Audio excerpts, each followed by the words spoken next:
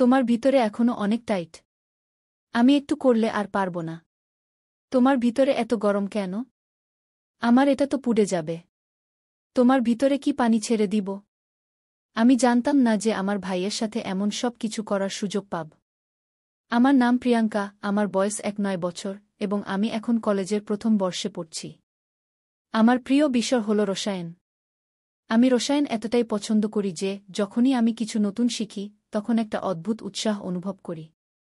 এই কারণেই আমি আমার ভবিষ্যৎকেও এই বিষয়ের সাথে যুক্ত করতে চাই। আমার পরিবারে আমার মা, আমার বড় ভাই অর্জুন এবং আমি থাকি। অর্জুন ভাইয়ের বয়স 2-1 বছর। তিনি আমার একই বিশ্ববিদ্যালয়ে পড়েন, যদিও আমরা দুজনেই রসায়নের ছাত্র নই। তার আগ্রহ ইঞ্জিনিয়ারিংয়ে। আমাদের বাড়িতে সকালের সময় সবসময় তাড়াহুড়ো ভরা থাকে। সকাল 9টায় আমাদের ক্লাস শুরু হয়, আর সময়মতো পৌঁছানোর জন্য আমাদের 8:30 এর মধ্যে বাড়ি থেকে বেরোতে হয়। আমার বাবা মা আমাদের সুবিধার জন্য কিছুদিন আগে একটা মোটরসাইকেল কিনেছিলেন। অর্জুন ভাই এটা চালান, আর আমি তার পিছনে বসে বিশ্ববিদ্যালয়ে যাই। অর্জুন ভাই আমার সৎ ভাই। এটা প্রথমবার শুনলে হয়তো একটু অদ্ভুত লাগতে পারে, কিন্তু এটা সত্যি। আমার বাবার মৃত্যুর পর আমার মা দ্বিতীয় বিয়ে করেছিলেন। তিনি অর্জুন ভাইয়ের বাবার সাথে বিয়ে করেছিলেন। এই বিয়ের পর আমাদের পরিবারে অনেক কিছু বদলে গেছে, কিন্তু আমি কখনোই অনুভব করিনি যে আমি অর্জুন ভাইয়ের সৎ বোন। বন্ধুরা, আমি জানতাম না যে আমার সৎ ভাইয়ের সাথে এমন সব কিছু করার সুযোগ পাব। সকাল 8টায় মা বাবা অফিসের জন্য বেরিয়ে যান। তারা চলে গেলে বাড়িতে শুধু আমি আর অর্জুন ভাই থাকি। আমাদের সম্পর্ক একটা অনন্য ধরনের। যদিও তিনি আমার সৎ ভাই, তিনি আমাকে কখনো তা অনুভব করতে দেননি। আমরা দুজন একই বিশ্ববিদ্যালয়ে পড়ি, আর এটাই আমাদের দৈনন্দিন জীবনকে আরও বিশেষ করে তোলে। আমাদের বাড়িতে একটাই কমন বাথরুম আছে, তাই সকালের সময়টাকে একটু সংগঠিত রাখতে হয়। সাধারণত আমি আগে স্নান করি আর প্রস্তুত হই, কারণ মেয়েদের প্রস্তুত হতে একটু বেশি সময় লাগতে পারে। আমি প্রস্তুত হয়ে গেলে অর্জুন ভাই বাথরুমে যান। প্রতিদিন সকালে এই ক্রম বিনা বাধায় চলে। প্রস্তুত হয়ে আমরা দুজন একসঙ্গে বিশ্ববিদ্যালয়ে যাই। যেহেতু মা বাবা অফিসে চলে যান, তাই বাড়িতে তালা লাগানোর দায়িত্ব আমাদের। বাড়ির মূল গেটের চাবি আমাদের দুজনের কাছে থাকে। আমাদের বিশ্ববিদ্যালয়ের যাত্রা প্রতিদিন নতুন আশা আর স্বপ্নে ভরা থাকে। ক্লাস সকাল 9টায় শুরু হয় এবং দুপুর 2:30 শেষ হয়। সারাদিনের পড়াশোনার পর যখন আমরা বাড়ি ফিরি তখন বিকেল 3টে বাজে। বাড়ি পৌঁছে তালা খুলেই আমরা দুজন নিজ নিজ কাজে লেগে যাই। অর্জুন ভাই কখনো বইয়ে ডুবে যান, আর আমি রসায়নের নোট লিখতে শুরু করি। বিকেল 5টার দিকে বাবা মা বাড়ি ফিরে আসেন। আমরা সবাই একসঙ্গে বসে চা খাই আর দিনের অভিজ্ঞতা ভাগ করে নিই। আমার জীবন এভাবেই শান্ত ও সংগঠিতভাবে চলছিল। কিন্তু একটা ঘটনা আমার জীবনকে পুরোপুরি বদলে দিল। এখন এটাকে দুর্ঘটনা বলুন বা ইচ্ছাকৃত, সেই সকালটাও সাধারণ মনে হচ্ছিল। আমাদের পরিবার, বাবা, মা, ভাই অর্জুন এবং আমি সবসময়ের মতো একসঙ্গে বসে নাস্তা করছিলাম। এই সময়টা আমার জন্য বিশেষ, কারণ ব্যস্ত দিনের শুরুটা পরিবারের সাথে একসঙ্গে করার আনন্দেই আলাদা। বাবা মা তাদের সরকারি চাকরির জন্য প্রস্তুত হচ্ছিলেন। সকাল 8টায় তাদের অফিস শুরু হয়, তাই নাস্তার পর তারা তাড়াতাড়ি বাড়ি থেকে বেরিয়ে যান। তারা চলে গেলে বাড়িতে শুধু আমি আর অর্জুন ভাই থাকি। আমাদের দৈনন্দিন রুটিনও সংগঠিত ছিল। আমাকে প্রস্তুত হয়ে বিশ্ববিদ্যালয়ে যেতে হতো, আর ভাইকেও। যেমনটা প্রতিদিন হয়, আমি আগে স্নান করতে বাথরুমে গেলাম। বাথরুমে ঢুকেই আমি দরজা ভেতর থেকে বন্ধ করে দিলাম। এই অভ্যাস আমাকে নিরাপত্তা আর আরাম দেয়। সেদিনও সবকিছু স্বাভাবিক ছিল। আমি আমার কাপড় খুলে পাশে রাখলাম আর শাওয়ার চালু করলাম। জলের ঠান্ডা ফোঁটা যখন শরীরে পড়ল, তখন মনে হলো যেন সব টেনশন ধুয়ে গেল। কিন্তু তখনই আমি বাথরুমের দরজার নিচে একটা ছায়া দেখলাম। ছায়াটা দেখে আমার মন একটু বিচলিত হল। আমি ভাবলাম, হয়তো এটা আমার ভ্রম। মাঝে মধ্যে আলোর কারণে এমন মনে হয়, আর আমি নিজেকে বোঝাই যে এমন কিছু নেই। কিন্তু এবার ছায়াটা স্থির ছিল না। মনে হলো যেন কেউ দরজার বাইরে দাঁড়িয়ে আছে আর নড়ছে। আমার হৃদস্পন্দন তীব্র হয়ে গেল। আমি নিজেকে শান্ত রাখার চেষ্টা করলাম। হয়তো এটা আমার ভ্রম। আমি নিজেকে এই বলে সান্ত্বনা দিলাম আর শাওয়ার চালিয়ে রাখলাম। মুখে সাবান লাগানোর সময় আমার চোখ আবার দরজার দিকে গেল, আর এবার আমি দেখলাম যে ছায়াটা সত্যিই নড়ছে। আমার ভেতরে ভয় আর রাগের এক অদ্ভুত মিশ্রণ জন্ম নিল। কেউ কি আমাকে দেখছে? কিন্তু বাড়িতে তো শুধু আমি আর অর্জুন ভাই আছি। এটা কি সম্ভব যে তিনি আমার সাথে এমন কিছু করছেন? এই ভাবনা আমাকে ভেতর থেকে কাঁপিয়ে দিল। আমি নিজেকে শান্ত করার চেষ্টা করলাম, ভেবে যে এটা হয়তো আলোর কারণে হচ্ছে। কিন্তু এই চিন্তা আমার মনকে পুরোপুরি সন্তুষ্ট করতে পারল না। আমি তাড়াতাড়ি স্নান শেষ করলাম আর বাইরে বেরিয়ে এলাম। বাইরে এসে আমি কাপড় পরে নিলাম, আর যেই আমার ওড়না তুললাম, দেখলাম দরজার নিচে ছায়াটা আবার নড়ল। এবার আমার সন্দেহ আরও গভীর হল। আমি সোজা আমার ঘরে গেলাম। আমার মন দ্বিধায় ছিল। এটা কি সব আমার ভ্রম ছিল, নাকি সত্যিই কেউ ছিল যে আমার গোপনীয়তার লঙ্ঘন করছিল? আমি অর্জুন ভাইদের সম্পর্কে এমন কখনো ভাবিনি। তিনি আমার কাছে সবসময় একজন বড় ভাইয়ের মতো ছিলেন, যিনি আমাকে নিরাপত্তা আর সাহায্য দিয়েছেন। কিন্তু সেই ছায়াটা আমার মনে সন্দেহের বীজ বপন করেছিল। এদিকে ভাই কিছুক্ষণ পর প্রস্তুত হয়ে আমাকে বিশ্ববিদ্যালয়ে নিয়ে যাওয়ার জন্য ডাকলেন। আমি আর আমার ভাই বাড়ির দরজা বন্ধ করে বিশ্ববিদ্যালয়ের জন্য বেরিয়ে গেলাম। সাধারণত প্রতিদিন আমি মোটরসাইকেলে আমার ভাইয়ের পিছনে বসি আর আমার ব্যাগটা তার আর আমার মাঝে রাখি। কিন্তু সেদিন আমি আমার ব্যাগ আমার পিছনে রেখেছিলাম। হয়তো সেদিন আমি একটা অন্য জগতে হারিয়ে গিয়েছিলাম। সেদিনের অনুভূতি এমন ছিল যে তা শব্দে প্রকাশ করা যায় না। পরের দিন সকাল থেকে আমি ভাবতে লাগলাম, কিভাবে নিশ্চিত হব যে আমার ভাই আমাকে বাথরুমের দরজা থেকে স্নান করতে দেখেছেন কিনা। অনেক ভেবে আমার একটা আইডিয়া এলো। আমার বাবা-মা অফিসে চলে যাওয়ার পর আমি আমার মোবাইল ক্যামেরায় ভিডিও রেকর্ডিং চালু করলাম এবং সেটা বাথরুমের বাইরে এমন জায়গা রাখলাম, যেখানে যদি কেউ আমাকে বাথরুমের দরজার বাইরে থেকে স্নান করতে দেখে, তবে তার রেকর্ডিং হয়ে যাবে।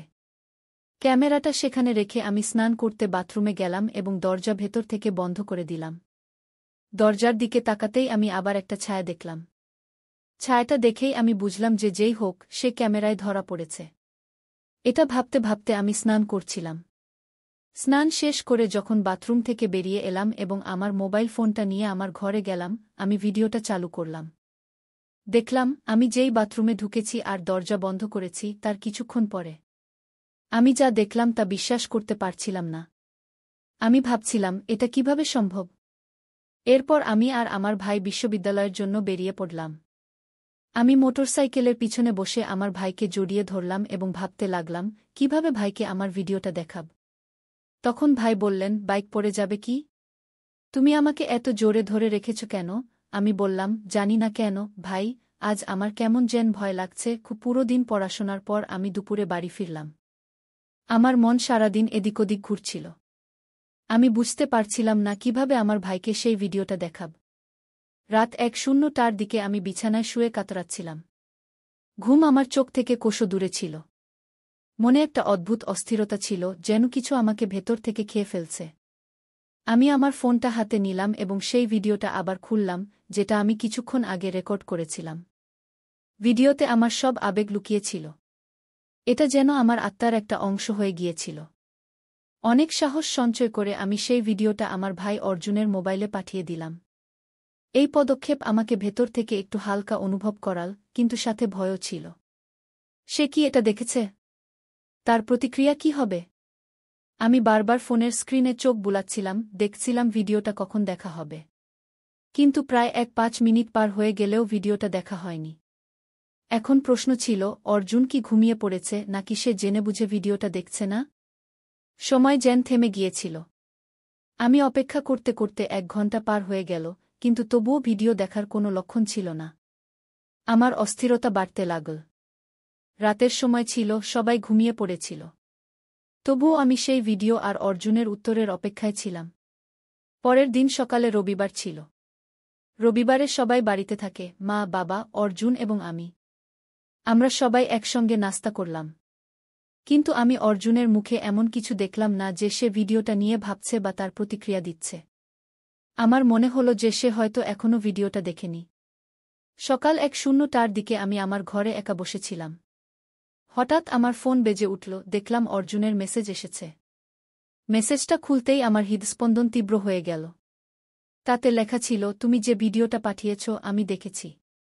প্রথমে আমি বিশ্বাসই করতে পারিনি। আমি কিছুক্ষণ অপেক্ষা করলাম, কিন্তু সেই মেসেজের পর আর কিছু এলো না। এটা কি শুধু একটা সাধারণ প্রতিক্রিয়া ছিল নাকি আরও কিছু ছিল? দুপুর পর্যন্ত আমি অপেক্ষা করলাম, কিন্তু কোনো উত্তর পেলাম না। আমি বুঝতে পারছিলাম না অর্জুনের আচরণ কিভাবে বদলে গেছে। দুপুরে আমরা সবাই একসঙ্গে খাওয়া খেলাম, কিন্তু অর্জুন খুব চুপচাপ ছিল।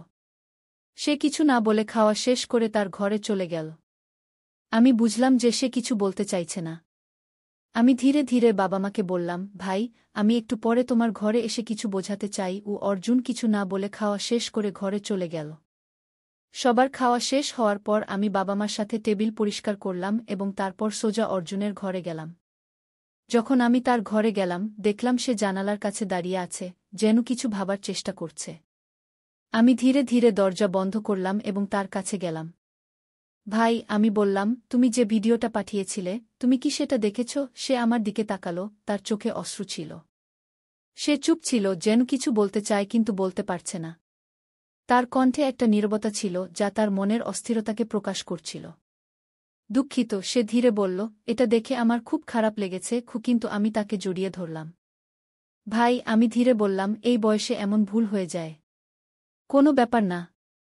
তাছাড়া আমরা তো সৎ ভাইবোন। আমার কথা শুনে সে অবাক হয়ে আমার দিকে তাকালো এবং বলল, কিন্তু আমরা তো ভাইবোনই, তাই না?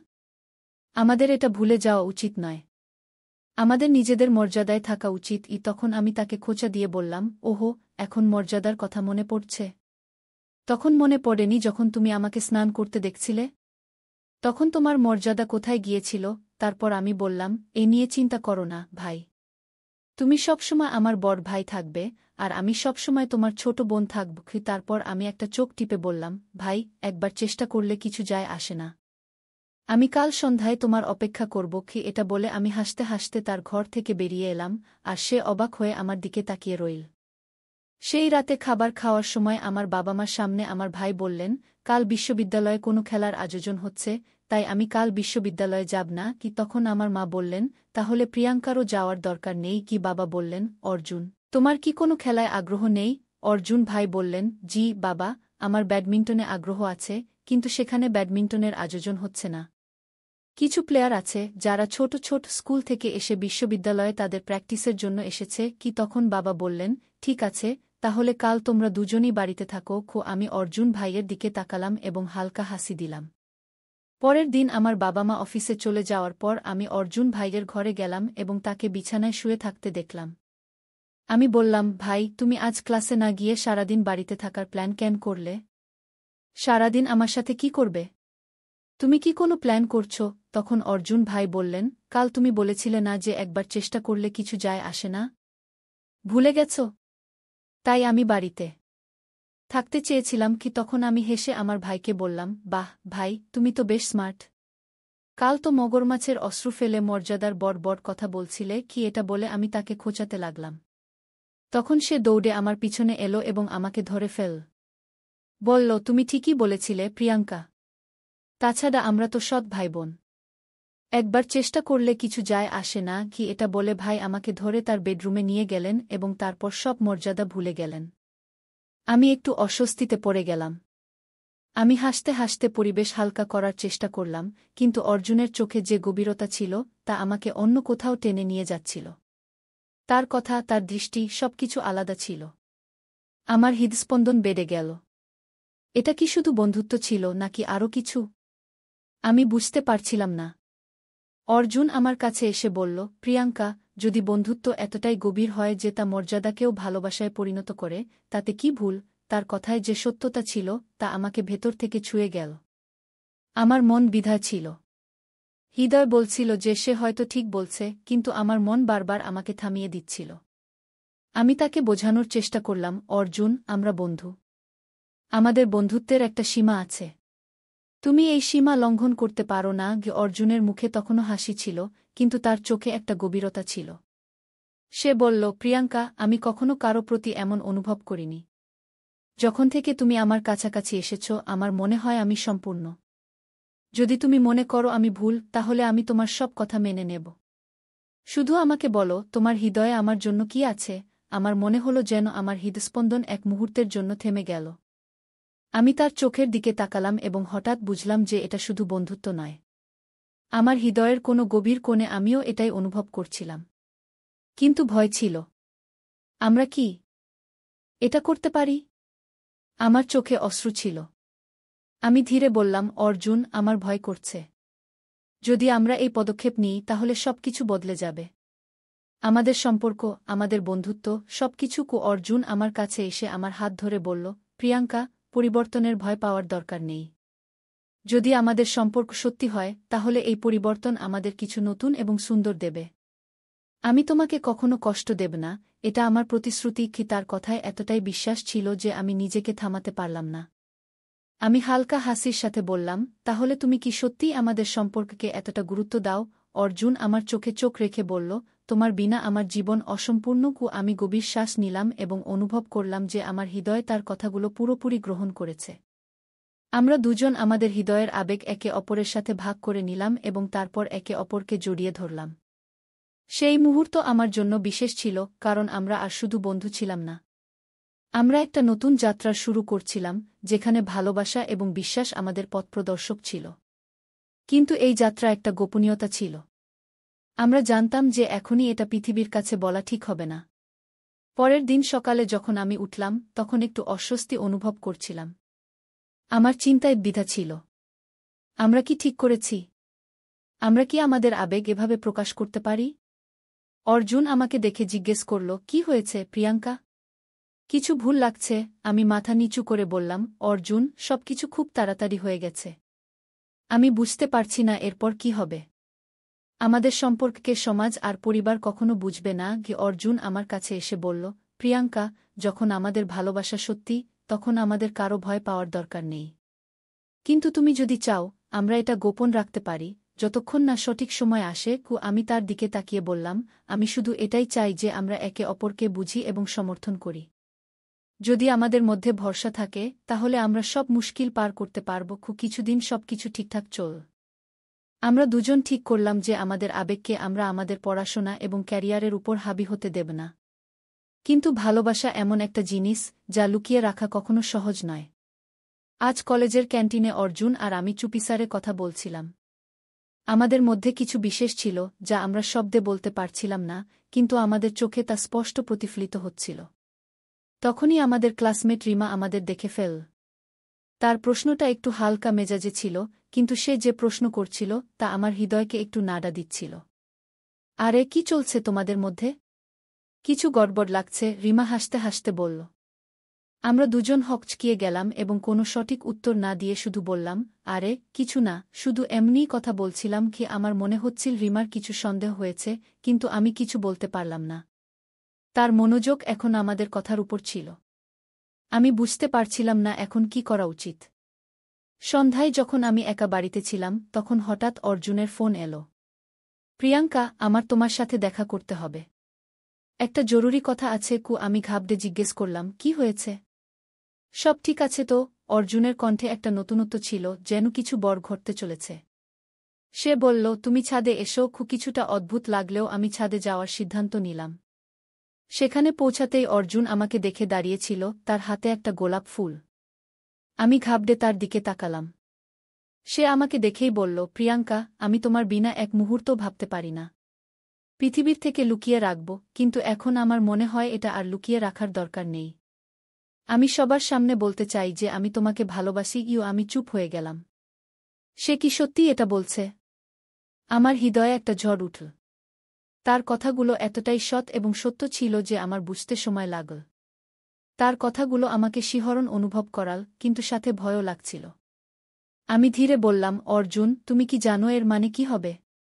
পরিবার, বন্ধু, সমাজ, সবাই আমাদের প্রশ্নের মুখে ফেলবে। সে আমাকে গভীর দৃষ্টিতে দেখে বলল, আমার কিছু যায় আসে না, প্রিয়াঙ্কা। আমার শুধু তোমার সঙ্গ চাই। তুমি আমার সাথে থাকলে আমি সব চ্যালেঞ্জ মোকাবেলা করতে পারি। তার চোখে ভালোবাসা এবং বিশ্বাসের গভীরতা ছিল, যা আমি অনুভব করছিলাম।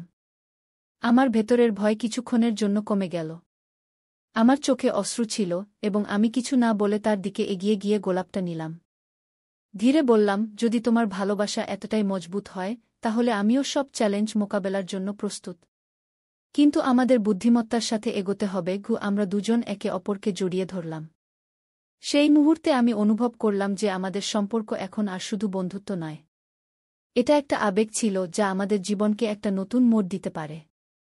এখন আমরা শুধু আমাদের সম্পর্ক নিয়ে ভাবতাম, অন্য কারো কথা ভাবতাম না। আমরা জানতাম যে আমাদের এটা পৃথিবীর থেকে লুকিয়ে রাখতে হবে, কিন্তু আমাদের আবেগ এখন সত্য ছিল। সেই দিনটা একটা নতুন যাত্রার শুরু ছিল। আমাদের মধ্যে ভালোবাসা ছিল, বিশ্বাস ছিল এবং একে অপরের সঙ্গ ছিল। আমরা দুজন ঠিক করেছিলাম যে আমরা কখন এটা সবার সামনে আনব, কিন্তু এখন আমরা শুধু আমাদের সম্পর্কে বিশ্বাস করতে চাইতাম।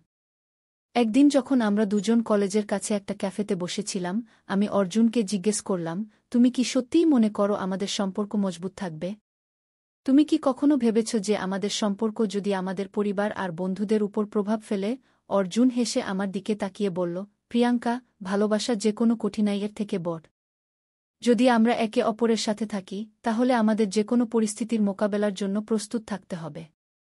আমি জানি আমাদের অনেক চ্যালেঞ্জ মোকাবেলা করতে হবে, কিন্তু আমি তোমার সাথে আছি, আর এটাই আমাকে শক্তি দেয়। সেই দিন আমি অনুভব করলাম যে আমাদের সম্পর্ক শুধু একটা তরুণ জুটির ভালোবাসা নয়, বরং এটা একটা সঙ্গীত ছিল। আমরা দুজন ঠিক করলাম যে আমরা আমাদের সম্পর্ককে সময় দেব, যাতে আমরা এটা ভালোভাবে বুঝতে পারি। আমাদের দুজনের জন্য এটা গুরুত্বপূর্ণ ছিল যে আমরা আমাদের সম্পর্ককে শুধু আবেগ দিয়ে নয়, দায়িত্ব এবং বোঝাপড়া দিয়েও নির্ধারণ করব। কলেজের সময় আমরা দুজন অনেক কিছু শিখলাম। একে অপরের সাথে কাটানোর সময় আমাদের শুধু ভালোবাসাই নয়, বিশ্বাস, সম্মান এবং বোঝাপড়ার মূল্যও শিখিয়েছে। আমাদের বন্ধুত্ব এবং ভালোবাসা এখন একে অপরের সমর্থন এবং উৎসাহে পরিণত হয়েছে। আমরা জানতাম যে পৃথিবী যেভাবেই দেখুক, আমাদের মধ্যে এই সম্পর্কটাই সবচেয়ে বিশেষ ছিল এবং এটাই আমাদের জন্য সবচেয়ে গুরুত্বপূর্ণ ছিল। আমরা দুজন একে অপরের সাথে মিলে এই শিক্ষা পেয়েছি যে ভালোবাসা শুধু শব্দে নয়, বরং বোঝাপড়া, সম্মান এবং ভরসায় থাকে।